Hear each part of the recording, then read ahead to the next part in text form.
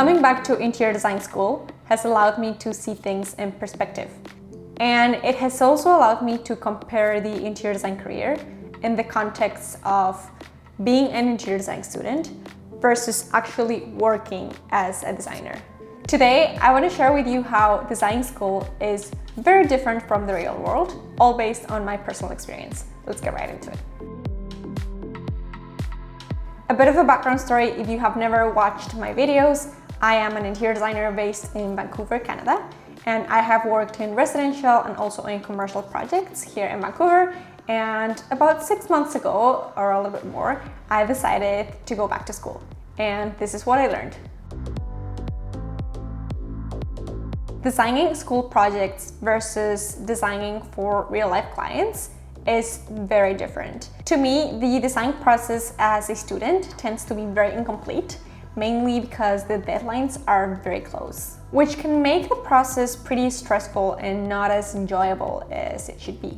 As you move into the workforce, the interior design process is actually very different. There is more time for designing, for iterating ideas, for sketching, and even for collaborating with other designers. And this actually makes the process way more fun and enjoyable than as if you were doing the same thing for a school project. Having said so, designing school projects actually gives you a lot of the flexibility that you will likely not have when you are working as a designer. Designing real-life projects has to be very calculated in terms of the costs of the project, which is something that has to be taken into account in the very early stages of the design process, even before you start designing. One of the things that I used to do for my school projects years ago when I just started to study interior design was that I would design these very intricate and curved furniture pieces and elements. And then when I started working, I realized that actually building something with a curved shape or with very intricate designs is actually very expensive. So this is one of the things that now, as an interior design student, I also think about, because I know that the real cost of things can be pretty high if you start playing around with certain shapes when you are designing custom furniture, for example. So after having worked for a while, now I am a little bit more conscious about my design decisions. Even if it's just for school projects, I tend to think very different from way back when I was just a student and I didn't have any experience from the workforce.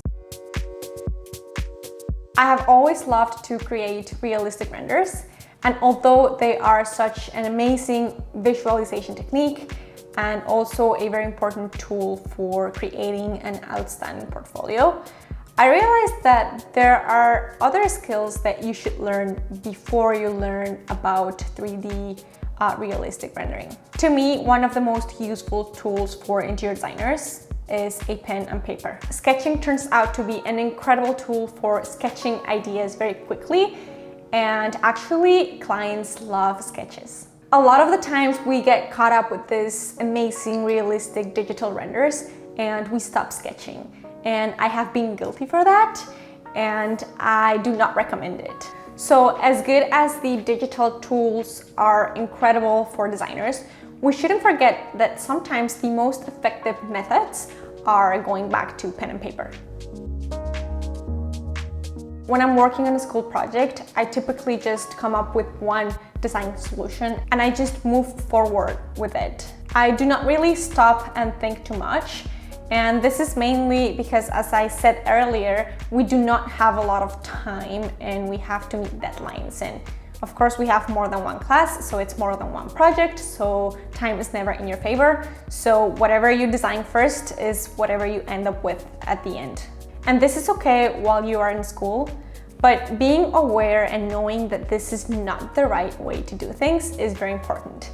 When you are working with clients, you never want to stick to one design solution. You actually want to give your clients different options and you want to show them different alternatives, because there's so many ways of doing stuff. For example, if you are designing a kitchen, you don't want to just come up with one solution, because in your mind that'd be the most ideal solution for you if you were to be using that kitchen. But your clients are always having different needs. So what you like may be very different from what your client likes. So it is very important to always give them different options, different layout options, so that you can come to a final decision as a team. A crucial part of our job is to take our clients' opinions very seriously. I always try to remember that although we are, or I am the designer, I am not gonna be the person who's gonna be spending years of my life using that kitchen or using that living room, for example. So always keep in mind that you are designing for your client. So you should take their opinions very seriously and you should design according to their needs and to their wishes, of course. I always thought that when I finished school, I would know everything that I need to know in order to go out there and work as a designer. And this is so wrong. While you're in school, your teachers will teach you the very basics of the things that you need to know to successfully kind of start working as an interior designer. And I said kind of because when you go out and actually start working as a designer, you will find that you don't know a bunch of stuff. And I'm not saying this to discourage you or anything, but I just want to let you know that the fact that you finish school does not mean that you have to stop learning. Actually, if you keep learning even after you finish school, it's a great way to avoid mistakes while you are in the workforce. So the ways that I recommend you to keep learning is through reading books, buying books for interior design. I made a video about the books that I recommend. I can leave it up here.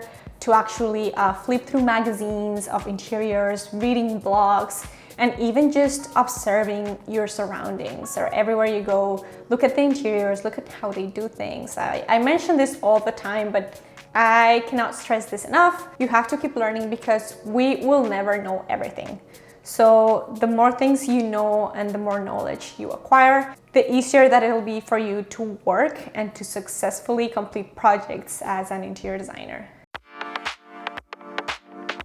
When I first was an interior design student, I really never thought of networking with people within my program or even with my teachers. And then when I started working, I realized that networking is key.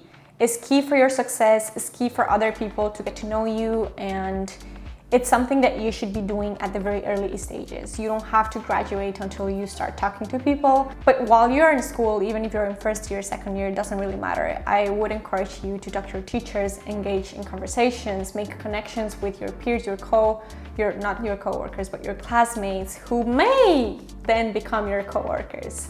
So talking to as much people as you can is super important to, to increase your chances of getting noticed in the industry of interior design. And also, if you're looking for a job, I would recommend you to tell everyone that you are looking for a job. You never know if the person you're talking to knows a designer that's looking to hire someone. So network is key, and I would recommend you to just engage in conversations with people of the interior design industry, because it's actually so much fun to just talk with people who have the same mindset and who like the same things that you do. When we go to school, we are taught about the design process as a linear process. So typically, they will teach you how to come up with a concept, and actually it starts with an inspiration and then come up with a concept, and then you have to write your concept statement, and then you go into this place planning, whether that is your bubble diagrams, your block diagrams, and then you start to add your furniture and your layout, and then you go into the materials, and then you start to create 3D perspective drawings, and then it just seems to be a very linear process. And in the real world, it's never like this. I'm not gonna say that it's never like this, but it's rarely ever like this, because there's just so many things that go into a project that sticking to a linear process can be very painful, because you get stuck with this mentality of, okay, 1 goes before 2, and then 2, 3, 4. It's not like this. And depending on who you work for, you will have to adapt to how they do things. All the interior design firms will have a very different design process, and although overall the skeleton of the process is the same, and you have to be flexible to recognize that It's okay to go back to step one if it's not working. And that's something that I would encourage you, something that I see a lot of the times with students at school and even myself. I get stuck with one idea and then later down the road, it's not working anymore. Then I don't want to go back because that would mean that I would have to shift my entire focus and my entire design direction.